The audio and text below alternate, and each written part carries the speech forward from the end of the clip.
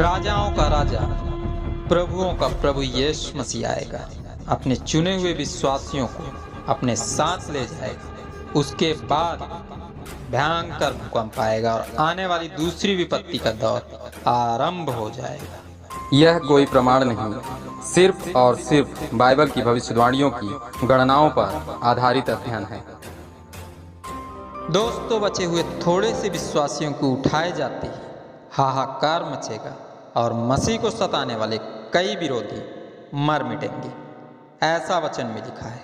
वचन में लिखी इन बातों से कुछ अध्ययन हमने पिछले भाग में किया, जो बचा आज करने वाले हैं। सो वीडियो अंत तक अवश्य देखें। चैनल सब्सक्राइब करके हमारे साथ जरूर जुड़ें। आप इस चैनल में सदैव इसी प्रकार के वीडियोस देख सकते हैं। प्रभु यीशु मसीह के नाम में आप सबों को जय मसीह। हम जान चुके हैं प्रभु के कार्य में जुटे प्रत्येक विश्वासियों को शैतान और शैतानिक मानसिकता से ग्रस्त मनुष्यों द्वारा मार डाला जाएगा।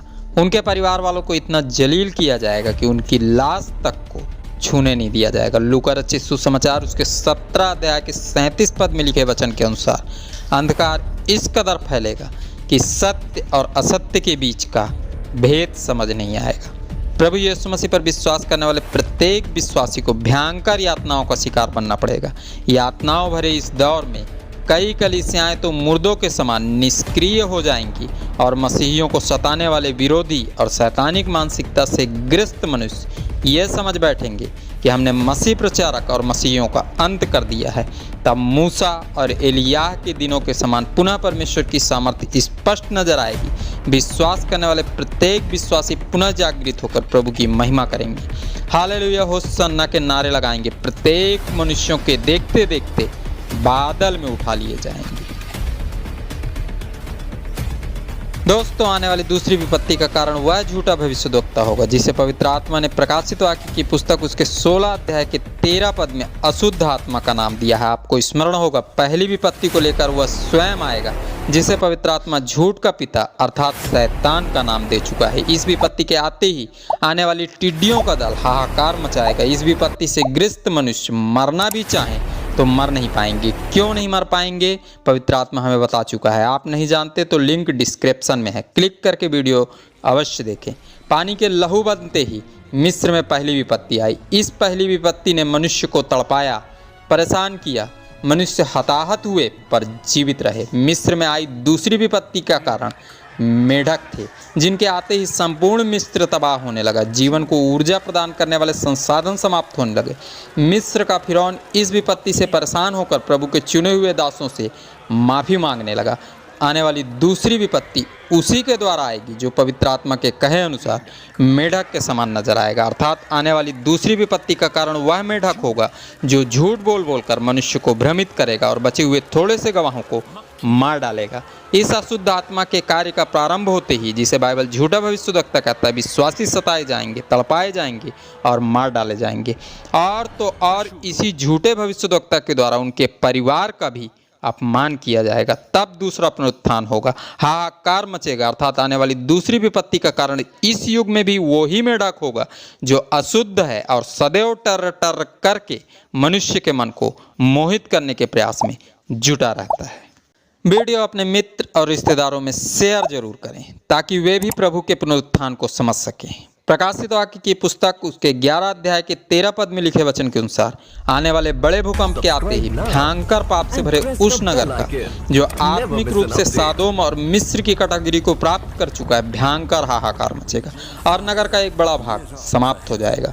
दोस्तों, यह वही नगर होगा जिस नगर में प्रभु के दास और भक्तों को सताया जाएगा। सो आने वाले इस प्रलय में 7,000 अर्थात हजारों की संख्या में मसीह को सताने वाले विरोधी मर मिटेंगे और बाकी बचे वे अविश्वासी जो सताव कार्य में संलग्न नहीं थे, परमेश्वर के प्रकोप और आसमान में नजर आ रही उसकी स्पष्ट शक्ति को देखकर स्वर्ग के परमेश्वर की महिमा करने लगेंगे। वो दिन बड़ा ही पवित्र होगा जब विश्वासी और अविश्वासी सभी मिलकर प्रभु परमेश्वर की महिमा करेंगे।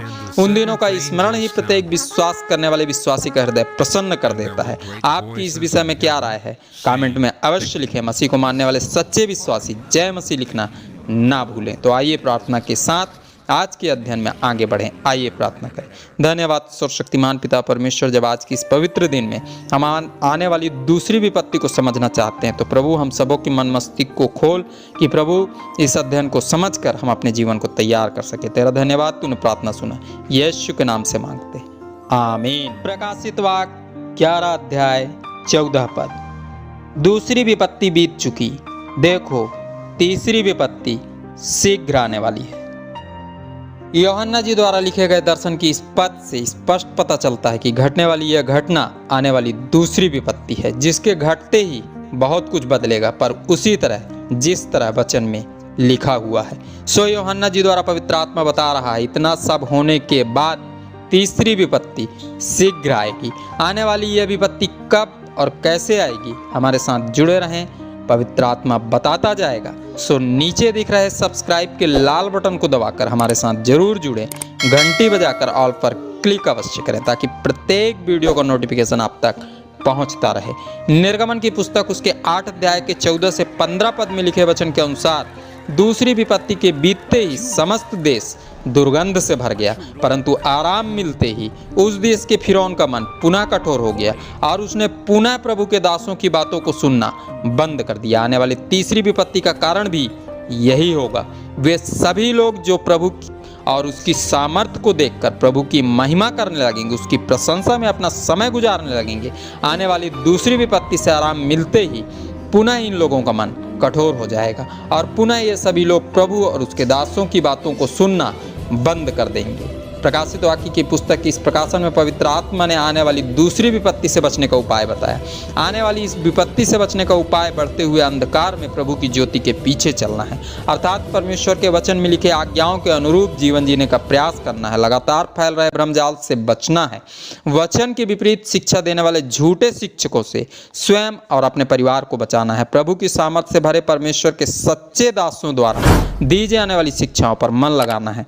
स्वयं के मन को कठोर नहीं पर कोमल बनाना है, और यह सब तभी हो सकता है जब हम स्वयं परमेश्वर के वचनों का अध्ययन करें। दोस्तों, वर्तमान युग उस अनुग्रह का युग है जिस युग में मनुष्य परमेश्वर की सामर्थ्य को देखकर मन फिराने का अवसर प्राप्त कर सकता है। सो इस अवसर का लाभ उठाना होगा, उस क्रूस की ओर दृष्टि लगाना होगा जिस क्रूस पर लटका हुआ प्रभु आज भी प्रत्येक मनुष्य को अपनी ओर बुला रहा है।